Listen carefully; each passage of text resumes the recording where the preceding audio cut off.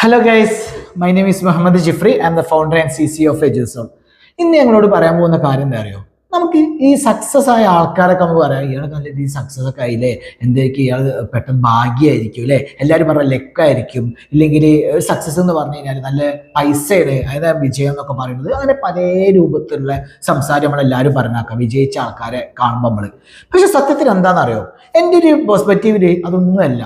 അവർക്ക് വേണ്ടിയിട്ട് ഇല്ലെങ്കിൽ അവർ ചെയ്ത കാര്യം എന്താ വെച്ച് കഴിഞ്ഞാൽ അവർ ടൈമിനെ മാക്സിമം യൂട്ടിലൈസ് ചെയ്യുന്നുള്ള. ഇപ്പം എക്സാമ്പിൾ ഒന്ന് ആലോചിക്കുക, നമുക്ക് 24 അവർ ഉണ്ട്, ഇപ്പോൾ സക്സസ് ആയി അവർക്ക് 24 അവർ ഉണ്ട്. എന്തുകൊണ്ട് നമ്മൾ ഇങ്ങനെയും സക്സസ് ആയവർക്ക് അങ്ങനെയും ചെയ്യാൻ വേണ്ടി പറ്റി? കാരണം എല്ലാവർക്കും 24 അവർ അല്ല, ആർക്കും 24 അവറിൻ്റെ മേലൊന്നും കിട്ടണില്ലല്ലോ. അവിടെ നമ്മൾ ഉപയോഗിച്ച സാധനമാണ് ഈ 24 മണിക്കൂർ പ്രോപ്പറായിട്ട് യൂസ് ചെയ്താക്കുള്ളൂ എന്ത് കിട്ടുള്ളൂ? സക്സസ് ഉണ്ടാവുള്ളൂ. ഇപ്പോൾ ഒരു ബിസിനസ്സിലായാലും ഒരു പേഴ്സണൽ ലൈഫിലായാലും വിജയം വേണമെന്നുണ്ടെന്നുണ്ടെങ്കിൽ നമ്മൾ ആ 24 അവേഴ്സിന് സ്കില്ല് വേണമെന്നുണ്ടെങ്കിൽ നമുക്ക് ആ 24 അവേഴ്സിനെ മാക്സിമം യൂട്ടിലൈസ് ചെയ്യാൻ വേണ്ടി കഴിയും. ഇപ്പം നമ്മൾ ഇൻസ്റ്റാഗ്രാം കാണുക, വെറുതെ ടിക്ടോക്ക് കളിക്കുക, വെറുതെ നമ്മളിങ്ങനെ എന്റർടൈൻമെന്റ് ചെയ്യുക, ഇതിങ്ങനെ നമ്മൾ ടൈമിന് നമ്മളൊരു വാല്യൂ കൊടുക്കാതെ ഇങ്ങനെ നിന്ന് കഴിഞ്ഞാൽ നമുക്ക് സക്സസ് ഉണ്ടാവില്ല.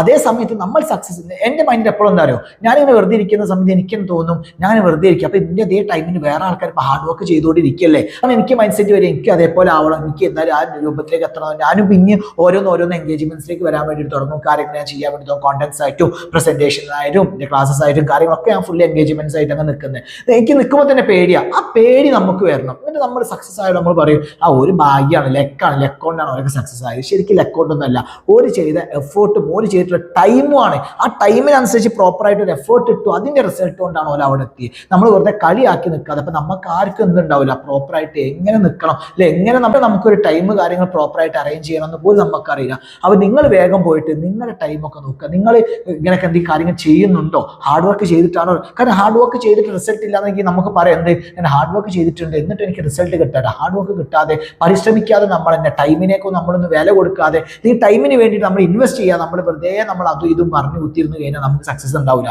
അപ്പൊ സക്സസ് ആയാലും മെയിൻ കാര്യം എന്താണെന്ന് വെച്ചാൽ ടൈമിന് ഓരോ കാര്യങ്ങൾ, റൈറ്റ് ടൈമിന് ഒരു ഡിസിഷൻസ്, റൈറ്റ് ടൈമിന് ഒരു വർക്ക് ചെയ്തത് കൊണ്ടാണ് ഒരു 4 ലെവലിലേക്ക് എത്താനുള്ള കാരണം. അപ്പോൾ നിങ്ങൾക്ക് ഇതേപോലത്തെ ഇൻട്രസ്റ്റിംഗ് ആയ വീഡിയോസ് നിങ്ങൾക്ക് താല്പര്യം ഉണ്ടെന്നുണ്ടെങ്കിൽ എൻ്റെ പേജ് ഇപ്പം തന്നെ നിങ്ങളൊന്ന് സബ്സ്ക്രൈബ് ചെയ്യുക, ഷെയർ ചെയ്ത് കൊടുക്കുക, ലൈക്ക് ചെയ്യുക, ബെൽ ഐക്കൺ ഒക്കെ അടിക്കുക. അപ്പോൾ നിങ്ങൾക്ക് എന്താക്കുക ഇതിനെക്കാട്ടും അടിപൊളിയായ വീഡിയോസ് നമുക്ക് നെക്സ്റ്റ് വീഡിയോ കാണാം. അതുവരെ എല്ലാവർക്കും ഗുഡ് ബൈ.